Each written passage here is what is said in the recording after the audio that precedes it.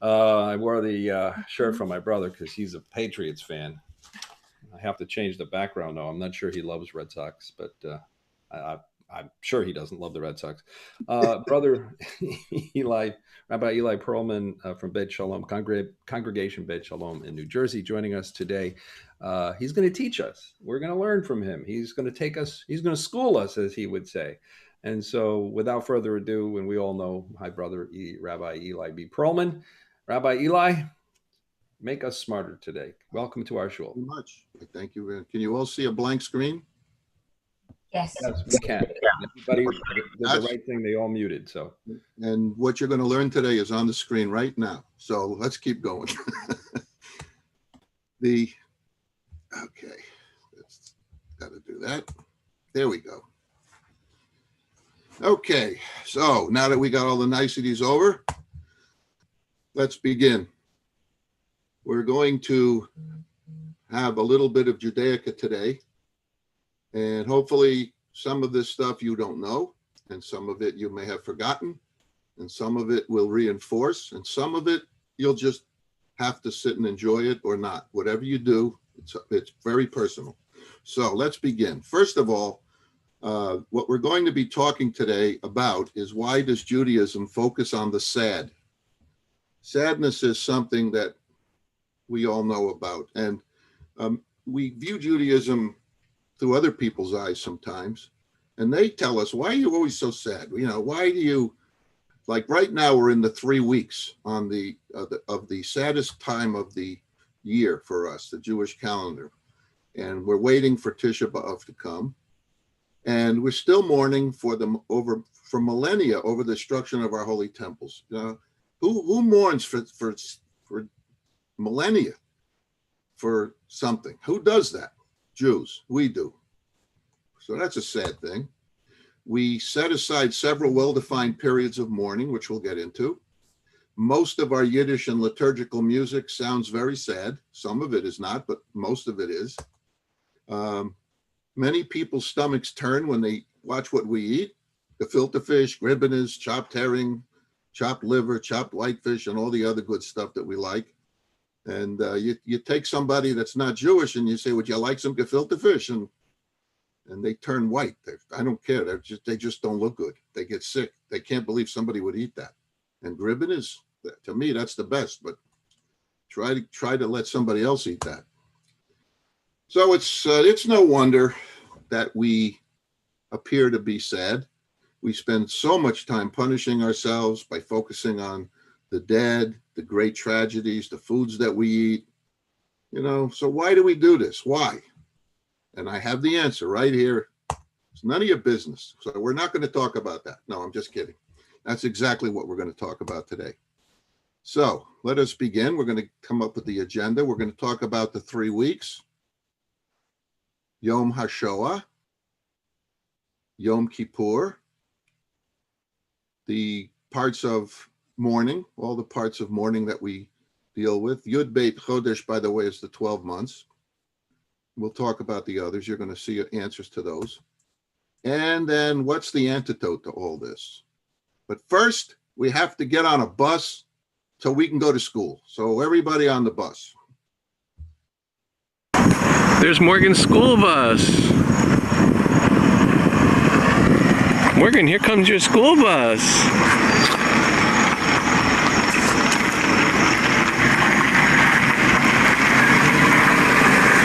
Are you excited? Oh, I think he's right here waiting. Look, there it is. Hello there, Morgan. Good morning, Miss Barbara. Come on and see me. Yeah, it's a whole thing.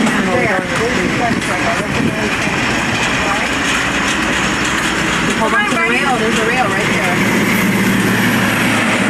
Morgan. Miss Barbara. Whoa. One step too short. You okay? Let me see. All right, come here. I'll give you a hug. I'll give you a hug. Did it hurt? Here.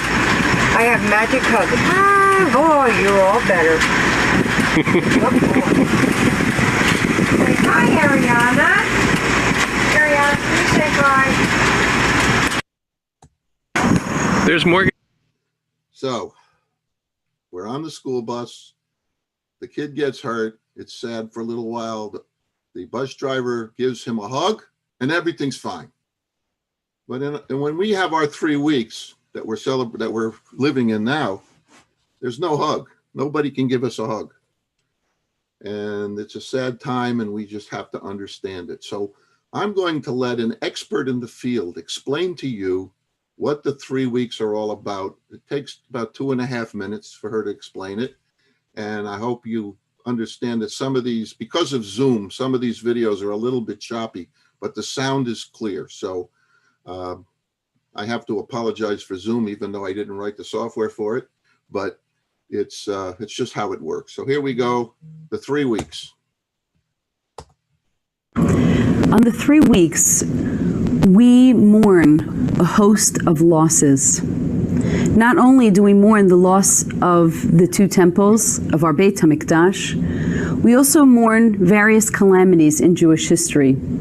One of them is the loss of books, specifically the loss of the Talmud. The Maharam, Rav Meir of Rothenburg, a 13th century scholar, wrote a kina, Sha'ali Srufa Be'esh, where he speaks to the loss of the Talmud that was burned. What is he referencing? He's referencing a very unfortunate event where in 1238, an apostate, Nicholas Donin, complained to the Pope and condemned the Talmud on 35 accounts. In 1240, the Pope put the Talmud on trial, and in 1242, the Talmud was found guilty, and 24 cartloads of Talmuds, handwritten manuscripts, were put on fire. There was a copycat crime, and throughout the centuries that followed, numerous others put the Talmud on trial and put it on fire. In Venice, in 1553, the Mekubal, the Kabbalist, Matisyahu Delacruz, commented as follows: "Our books are lost, the little that we had." In Venice, they burned more than 1,000 complete books of Talmud, and other books without end, new and old.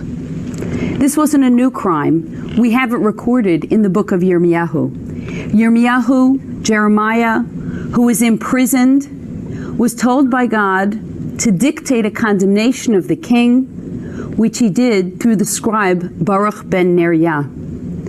Baruch copied it, the scribe was read to the king, and the king cut up the scroll and threw it in the fire. The response, God's response, was, Vahi davar Hashem el Yirmiyahu, the word of the Lord came to Yirmiyahu, and God said, Shuv kach lecha megillah acheret. Get yourself another scroll. Write upon it the same words that were in the first scroll that was burned. In other words, we don't allow words to die. You can burn them, but in burning them, they will only burn more intensely within us, within the soul of a Jewish person who studies them, within the soul of our people. Ralph Waldo Emerson once wrote, "Every burned book enlightens the world," because every burned letter, those words on fire, tell us what people's fears are and how inspirational and profoundly moving the words are to those who treasure them. That's what we mourn. One of the things we mourn this and every Tisha B'Av. Okay, so it's an interesting perspective in today's times, how we mourn the burning of books. And today we're watching the burning of history and the tearing down of history with the statues. And, you know, everything in the Talmud is not happy. A lot of it is sad. A lot of it is telling us sad things about our history and about how we live. And we keep that. Why? Because if we don't remember what we do wrong and how we came about, then how do we fix it? How do we look back and say, I'm glad we're not like that anymore? You just don't throw it away. You don't burn it. And even in the Torah, you see Abraham giving his wife, calling her his sister to the king. You know, things like that, they're not so good. And yet we keep that. does that make Abraham a worse person or somebody we should forget about? Of course not. It's just who he was at the time, and that's how life was at the time. But discarding history is a very dangerous thing, because you'll never know how we got to where we got, and the travel that the roads that we took to get here, and how difficult it was. So Tisha B'Av is, we're not just mourning during these 3 weeks the burning of the temple. We're sad about the fact that it had to be burned because of the way we behaved. The temples were destroyed because of the way we behaved. That's what we're taught.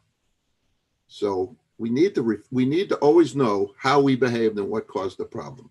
So that moves us now from the burning of the temple to Yom HaShoah. So what is Yom HaShoah?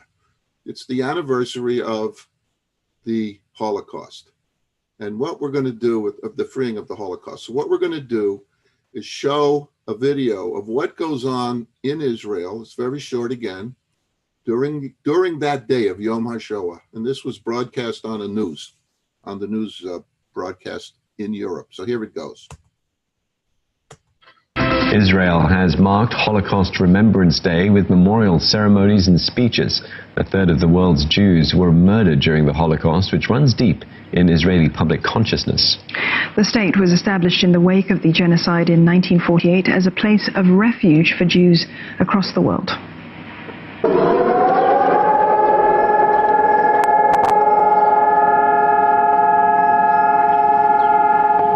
A 2-minute silence was held across the country in memory of the 6 million people who perished. Sirens rang out nationwide during the commemoration, while buses and cars halted on streets and highways. Prime Minister Benjamin Netanyahu was joined by President Reuven Rivlin in Jerusalem, where they voiced concerns about the rising tide of anti-Semitism worldwide.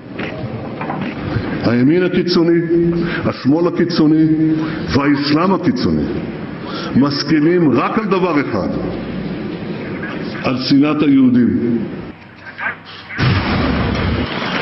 They're watching live pictures there on Holocaust Remembrance Day, and at the same time over in Poland, over 10,000 people, including dignitaries from around the world, they're taking part in the March of the Living. It's the first time that the event's main ceremony will recall Greek Jews who were almost completely annihilated by the Nazis. The almost 2-mile march is an annual procession around the former Nazi concentration camp of Auschwitz.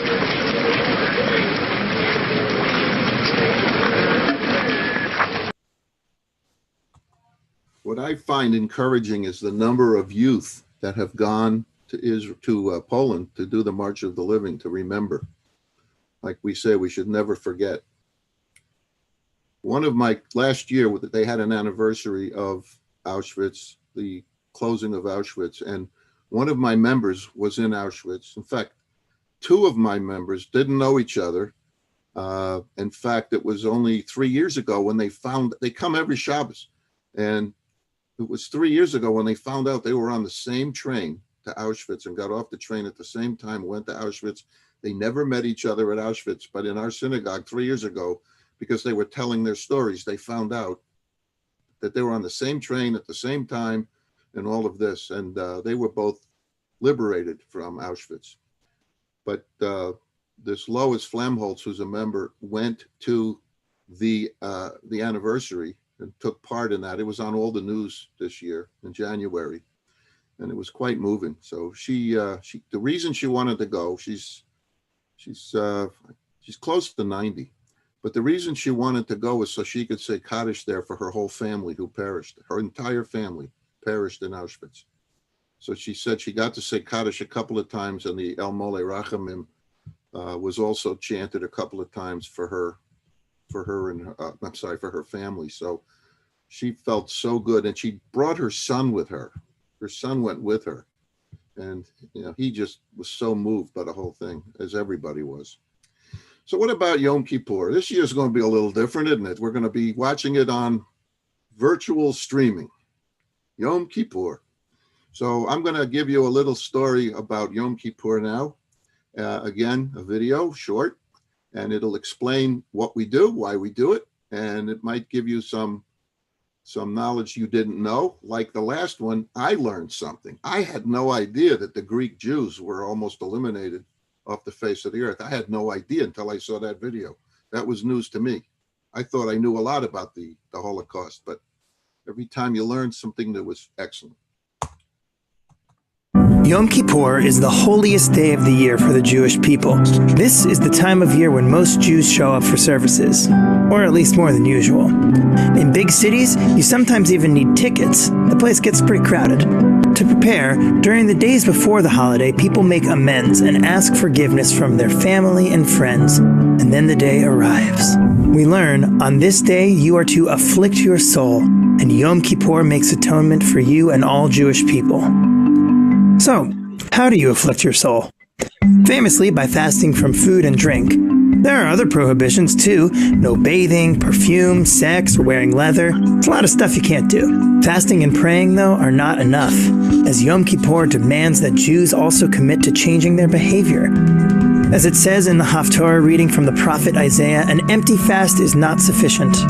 This is the fast I desire, to share your bread with the hungry, to take care of the poor, to clothe the naked, and to not ignore our fellows. Traditionally, you spend the entire evening and next day at prayer services. There's many ways that people actually do this holiday. Some people create their own rituals, taking a contemplative walk, or fasting at home. Yom Kippur begins with a service just before sunset called Kol Nidre.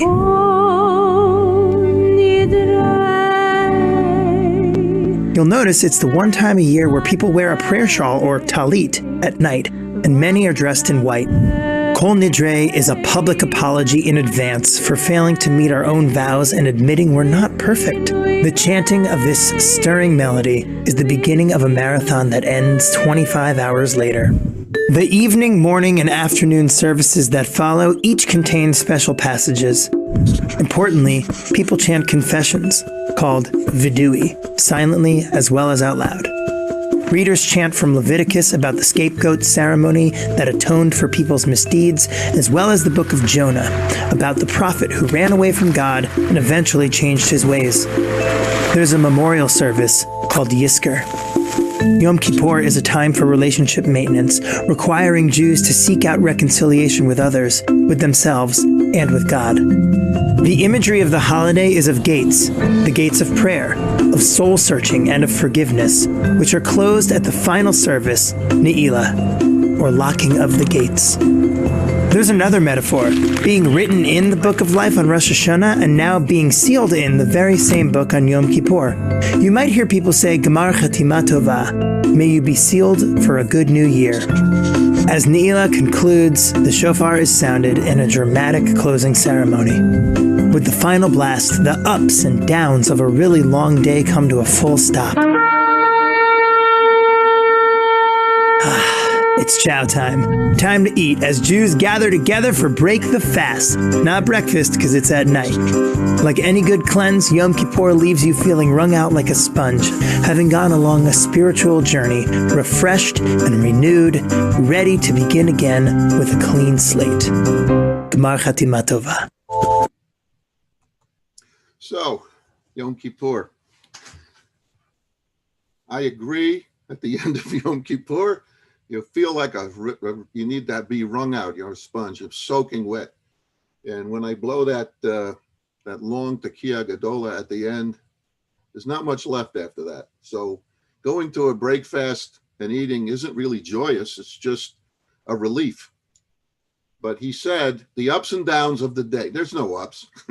There's all you're doing all day is saying, I did this wrong, I did that, we did this wrong, we did that wrong, we apologize for the sin, we did this. When we start pounding our chests because we did stuff, what's up about that? That's a very sad day, because when you start to think about all the things you did wrong in the prior year, you can't be happy about that. But if you learn from it and you take it to the new year with a different perspective and you do better and you try to fix those things you did bad, you're going to be a happier person and more fulfilled.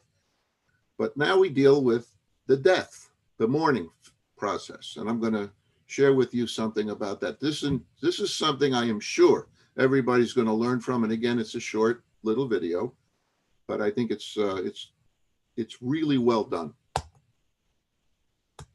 The death of a loved one is a very disorienting time and isn't something many people think about until it's actually happening to them.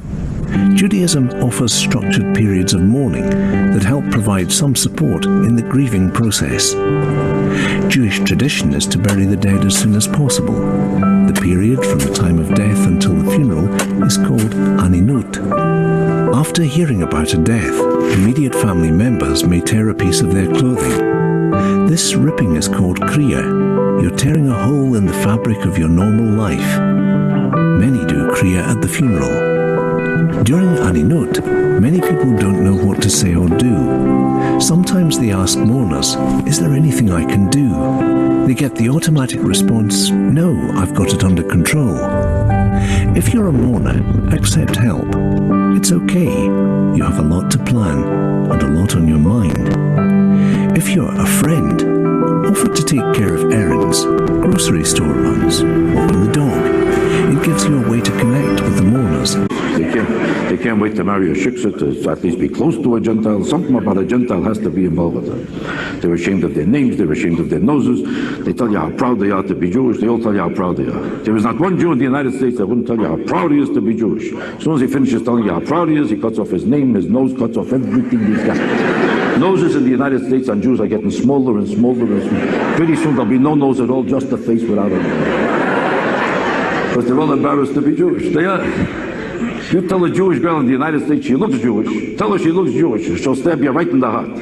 Their greatest pride is to convince themselves they don't look Jewish. Don't people say I look Hawaiian? Don't I look a little Hawaiian? I think I look more French. Don't I look Dutch? People say I look Spanish. I think I look a combination, Peruvian and Brazilian. What do I look? Don't I look? You look Jewish, you dreck.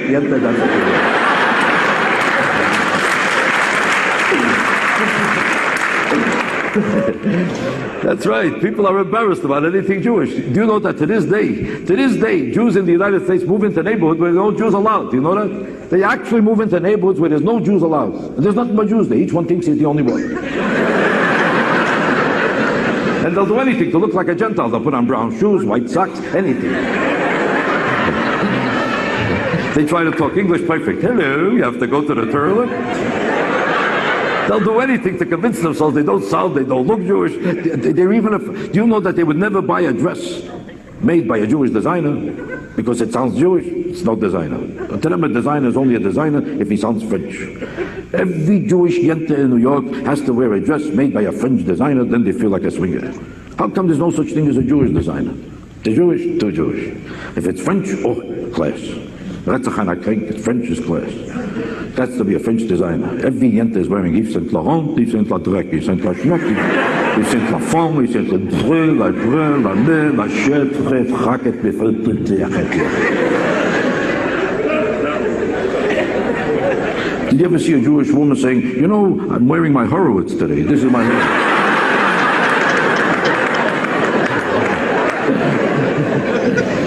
That they want to sound as much of a Gentile as possible. They're not happy unless they sound and look like a Gentile. Why do you think when they talk English you can't understand them? You ever understand a Reformed rabbi when he talks? I never understood a word he says. I'm studying English all my life. When they talk, I don't hear a word, I don't know what he's saying. Thy walketh thee, thy taketh, thy walketh not to thy goal. Flaketh upon thee, talketh to them. For he who taketh out thee to them who walketh, taketh not. They who thought thee, they thinketh not. For he who cometh down to thy who thinketh, flocketh unto them and flocketh unto them. Thou who saith unto thee, thocketh thou, and say to them backeth, flocketh thou, they begin to say, they chacket with them. And the whole congregation will say, it's up to you. What's your name? You have a Jewish name? In the United States, nobody has a Jewish name. Americans want to make sure they don't sound too Jewish, so every Jewish kid now is Tiffany Schwartz. Alison Ginsberg.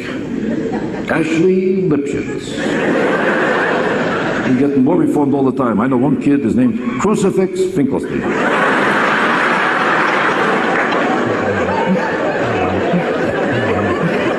The only people left with Jewish names anymore are black people. They're the only ones with Jewish names are the black people. Whoopi Goldberg.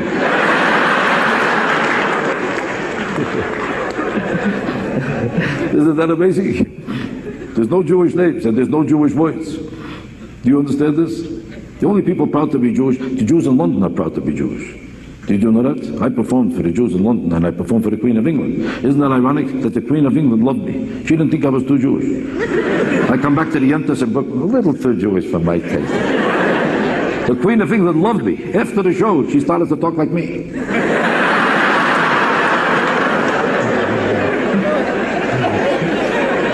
That's right. She said, all right, he wasn't that good, he was pretty good. I didn't like him that much, but it's better than nothing, close enough. I didn't answer. She was too Jewish for me.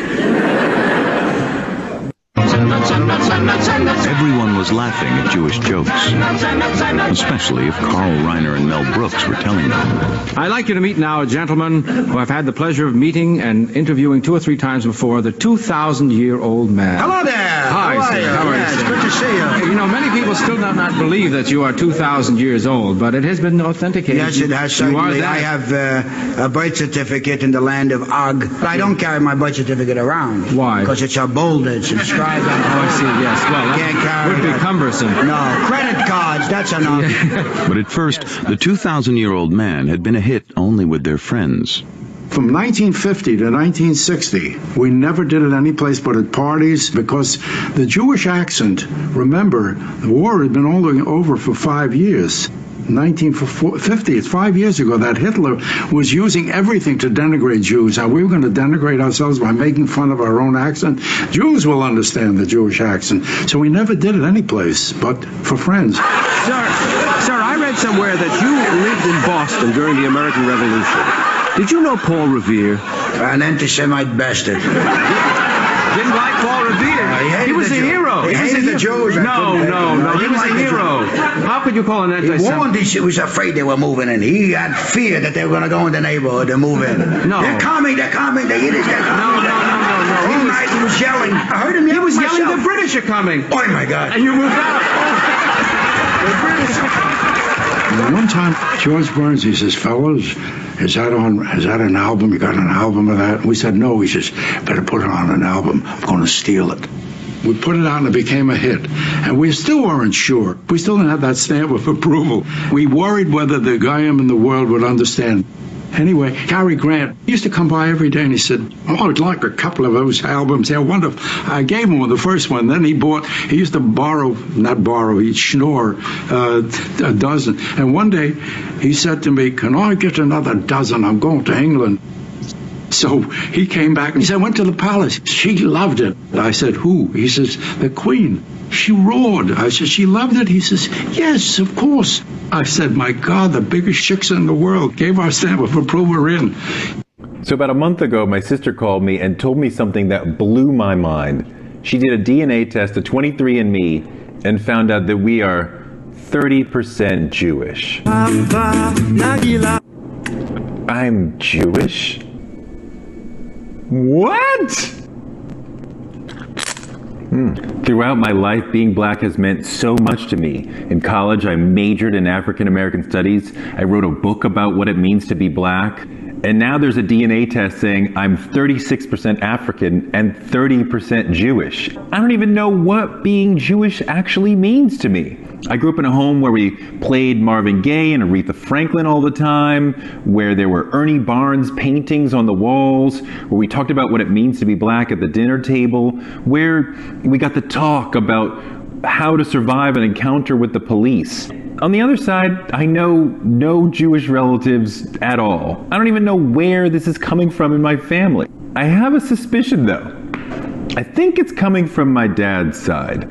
I was always told that my dad's dad died just before he was born, and the pictures of him burned in a fire long before I arrived. My dad passed about 2 years ago, so I can't talk to him about this. But now, with everything I know, I think that his father was actually European and Jewish. So suddenly, I'm part of this tribe. I'm Jewish. The Jewish people I've known have shown me that being Jewish is partly about caring deeply about community and service to that community. It's about caring deeply about education and intellect and the life of the mind.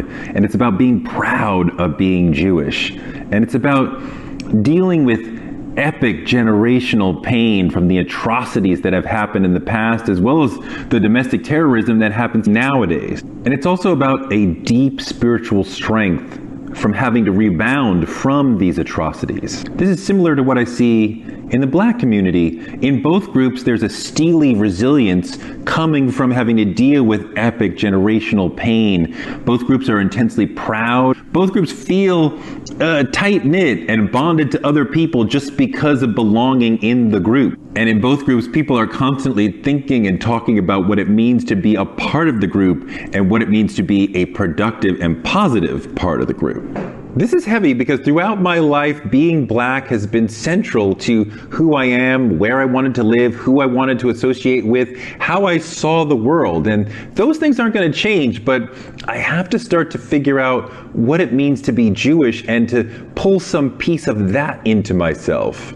And I don't yet know what it means. I'm not going to figure this out in a week or a month. And this sort of figuring out who you are is a huge part of modern adulting. So many of us are embracing the reality that we're complex, we contain multitudes, we are intersectional and hyphenated, and it's hard to fully know who you are when who you are is so many different things. But it's thrilling to see a lot of people getting the chance to live in truth and to explore the multiple parts of themselves and to grapple with the messy complexity of their past, because so many of us are so many things. So I'm on a journey to figure out what being Jewish means to me. I don't know where I'm going or where it'll lead me, but I'm ready for a trip into the unknown. Okay, I don't know if you have the ability to, I'm going to take this off. I don't know if you all have the ability now to take off or turn on your mics so you can talk. Yes, they do. Good, because I didn't turn it off so you couldn't turn it back on again like my brother does. Very nice. I wanted you to know, by the way, I was the person that invented that box, and I take that very personally, what you said earlier. Anyone have any questions for my brother? One thing I want to say before we really start to talk is Judaism has been around for a long time, and there are three reasons that I think it stays around. First, we remember our past religiously. I mean, it's just all of our prayers remind us of what happened before. We were slaves in Egypt. We were freed from Egypt, and freedom is so important to us, but we remember our past. The second thing that we do is when we are attacked by others, we come together all the time. No other group that I know of comes together as one group, as Jewish people do, regardless if you're a Hasidim, if you're a member of the Hasidim, or you're a Reform or Reconstructionist or Conservative or whatever. If you're Jewish, you come together, and that's an important thing. And we get attacked a lot, so it's how we stay together too. The other thing is our humor. We laugh at ourselves probably more than anybody. We just love to laugh at ourselves. So with those three things, I think that's the secret to our longevity. But now, anybody would like to say something? If you have a question or you just want to say something, go ahead. I have a question, and it's probably a very ridiculous question. When I go to the cemetery to see my parents, and you see people with stones, and my sister and I always put stones on my parents' graves, but there are people that put these big rocks. Is there any difference? Why do they do that? No, see, my feeling is it's too heavy. I don't want to put it on my mother and father. And I never understood, does it make people feel better that it's a big rock? Yeah, maybe. There's no reason. The size of the rock doesn't matter. It's the rock. And a lot of people, you might be interested, when they come back from Israel, they bring rocks to put on their graves of their. Lisa brought them for us to put on. I want to say something. You got a collection of beach stones. Hi, can you hear me? Yep. No, hi, Chris. I when I was in Israel, a woman in the IDF told me that the reason that we put stones on the graves is because stone is eben in Hebrew, and it's spelled Aleph, Bet, Nun. So Aleph is father, Bet, Ben is son, and Nun stands for Neched. So the stone is circular. Right. So it's Aleph, Ben, Neched. So it's a circle of life. That's a good reason too. There's a lot of good reasons, but the one reason it's not is because we want somebody to know we were there, because they don't know. Right, we don't put our name on the rock. Right. So, but you're right. That's one of the other things. There's several. It's like two different kinds of stones too. The Tsuri means my rock too. So that's Israel. Sur Yisrael, the rock of Israel is. Rock of Israel. And I see a few other microphones open. Does anyone else have a comment or a question? No, other mics are open. If you don't have a question, shut your mics so then we can help you out. When I go to visit my parents' grave, I put beach glass on because my mother and father both love the ocean. So they know that I was there. How many of you find yourself talking? You could admit it, because I do. And I know my brother Rick does too. How many of you find yourself talking to your loved ones who have passed? Just anytime. Yeah, I do. Yeah. And do you ever get an answer, or do they talk to you when you don't expect it? Or do something that you know is in my own mind, I get an answer because I have a number associated with my dad. I'm going to show him. 714 has followed me my whole life. That was his business address. And that has been a very lucky number. And I don't mean it to play the numbers. That's not what it's about. It was even important to me to the point when I went to have knee surgery, the operating room number was 714. And it immediately, when they rolled me into the room, I was immediately calm because I knew everything was going to be okay. Okay. That's something, Carol. Yeah, it really is. It's an amazing coincidence, so call it whatever you want, but I do talk to him a lot. Times I'm in the pulpit and I make a mistake. I make mistakes, a lot of them. But once in a while, I'll feel a clop on the back of my head, just boom. And I know it's my father. He's just had it. He couldn't take it anymore. Maybe it's your brother, Rabbi Rick. Yeah. No, it's our father. Our father definitely talks to us when we're davening. Did you ever hear the one that was interesting? I got on mute and then I took the red line out. I'm sorry, you garbled. We couldn't Say that again, whoever spoke.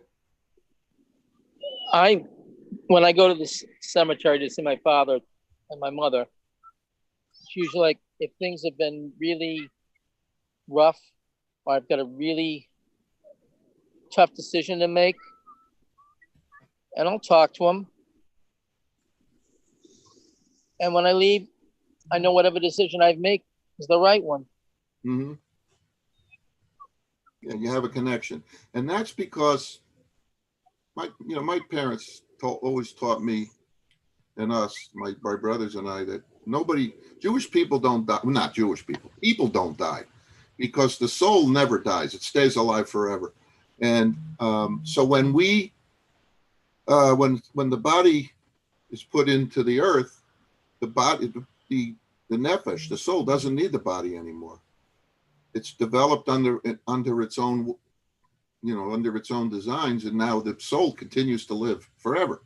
So when you talk to the soul of the loved one, it's and you hear them answer you, maybe it's psychological, but I don't think so, because there's been too many times. But by the way, they never tell me what I want to hear. Never. They always tell me what they would have told me had they been standing with me. So I know it can't be psychological. Otherwise, they'd be telling me what I want to hear. They're always telling me to go ask your brother. I always put stones on the cemetery when I visit my parents or my son or anybody dear to me. That's how I was brought up. When I was brought at a very young age to visit my father's grave, we always put stones on top of the stone. Yeah. It's just a tradition that we always did. I happen to be a bit of a klutz. And I have a habit of tripping and almost falling. And when I don't, I know it's because, excuse me, because my late husband is looking out for me. And I said, thank you. See the importance of our past and how we lived in the past. You see how important it is? I mean, when we lose a parent, where would we, when I say Kaddish, I don't look at it like we're praying for somebody who passed away. I look at it as if I just won the lottery. Every time I say Kaddish, I just won the lottery. Why? Because my parents were in my life. If they weren't in my life, I wouldn't be saying Kaddish because I wouldn't have ever been born. But with a husband or a wife or a brother or a sister, similar things. I mean, how would your life have been different had they not been in your life? You certainly wouldn't have had the same life. So because they were in your life, you won the lottery. So you're not saying Kaddish because somebody passed. You're saying Kaddish because you were lucky enough to have them in your life. And when I say Kaddish, that's what I think. And I think that's what you just said. It's a good way to look at it. I like that thought. Yeah, so it doesn't, sadness doesn't have to be sad. Right. I know, like, interesting story. I hear people say you got to pay things forward. Yep. And I look at my life right now, and everything that I've got going for me is based upon what my father taught me. I mean, how to treat other people, how to do a job, how to be a decent person. And when I get like birthday cards and Father's Day cards from both of my sons, they're telling me, thank you for passing on.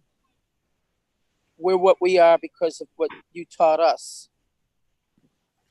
So when everything gets really nasty and lousy, I think about those things and know that hopefully things will get better and things, will get passed on to the next generation. Yeah. The Hebrew word is gam zeh ya'avor. This too shall pass. Whatever's bad will go away, but whatever's good will do.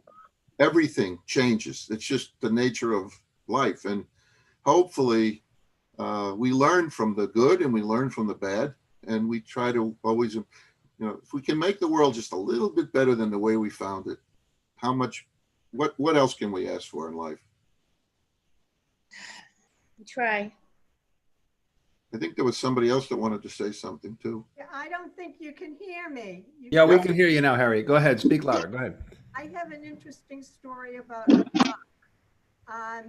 When my husband was near the end at the Kaplan house, of course, everybody was beside themselves, but especially one of my grandchildren just couldn't bring herself to say too much at the end, where everybody else went over and talked to him. And the psychologist at the Kaplan house went to my son and said, would you allow us to talk with her?